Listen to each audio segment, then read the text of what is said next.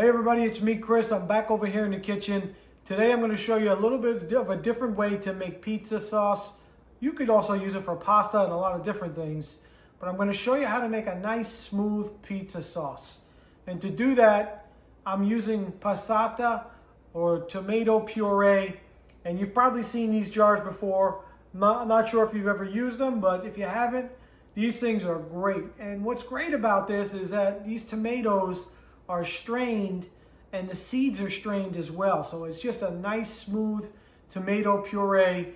And this is a great way to make sauce. I like to make it for pizzas just because it tastes great and it's just a little bit of a different way to do it. But it's also great for kids because you don't get those big chunks of tomatoes. You're not gonna have any chunks of onions or garlic. It's great for dipping. I use it for Jack for his mozzarella sticks and different things. So let me show you how to make it. All right, so I have my ingredients here, and I'm making this pretty much like I would make most of my sauces.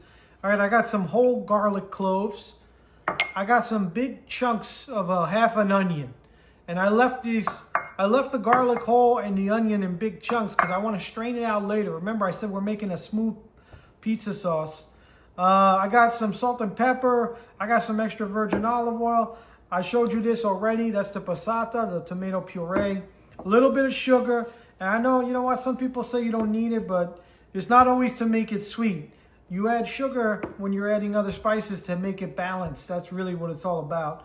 And usually I would use fresh basil. I just don't have any. So I got some dried basil, some oregano, garlic powder, onion powder, and that's all I need. So let's get started. Guys, I got my saucepan here heating up. I got it on medium-low heat. And I'm going to add some of the olive oil here, probably about maybe a tablespoon or maybe a little bit more than that.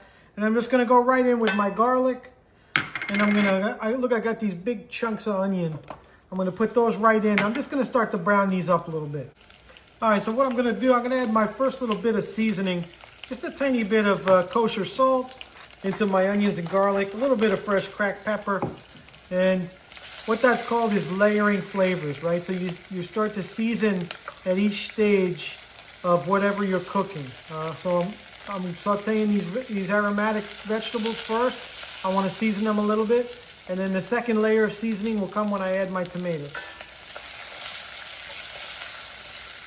You see, this is starting to brown nicely. You see that, the onions and the garlic.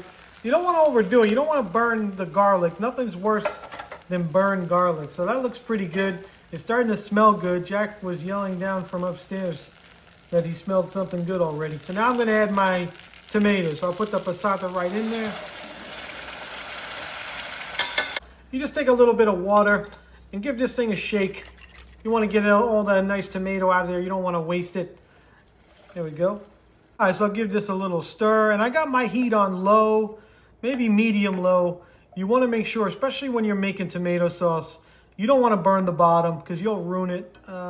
So I just want to take it easy and slowly bring this up to temperature. All right, give that a little bit of a stir. And now I can start to add my spices. So I'm going to do a little bit of onion powder, some garlic powder. All right, I have my dried oregano, dried basil. That's going in next. And then a little bit of sugar. And again, the sugar is not always necessarily to make it sweet. It's just really to balance out the flavors. Some more fresh pepper. You could put crushed red pepper in here if you want to make it spicy. And then a nice couple pinches of kosher salt. Tomatoes need a lot of salt, and that's what helps really bring out the flavor. And guys, I just want to show you one thing that's very important is, I got my wooden spoon, but I also like to use a rubber spatula. You want to make sure you come in and scrape down the edges.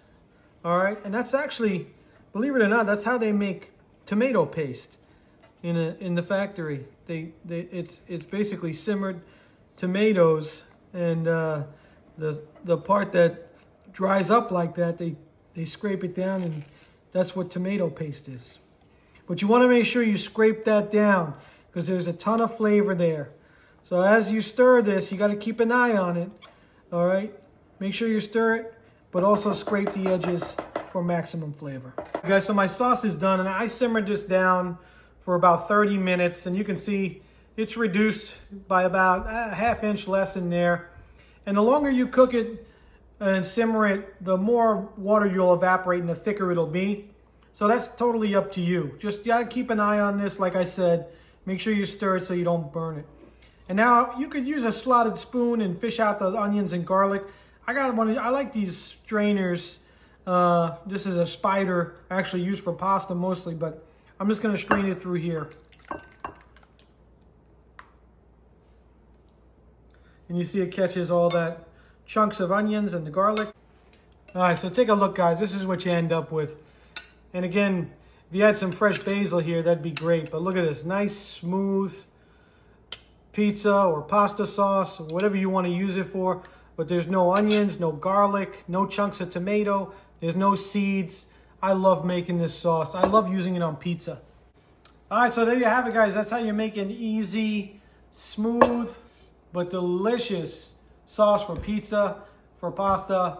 It's great for dipping mozzarella sticks, for garlic knots. I mean, it's a great, great sauce. Just a different way to make it. Yeah, I make sauce so many different ways for pizza and for my pasta. This is just another way. But I think you really like it if you try it. Go out and get some of that passata, the strained tomatoes. I think you're going to really love it. Hey, thanks for watching the video. Don't forget to like, share, and subscribe. Hit that notification button so you don't miss out on my future videos. Thanks, everybody. I'll see you on the next one.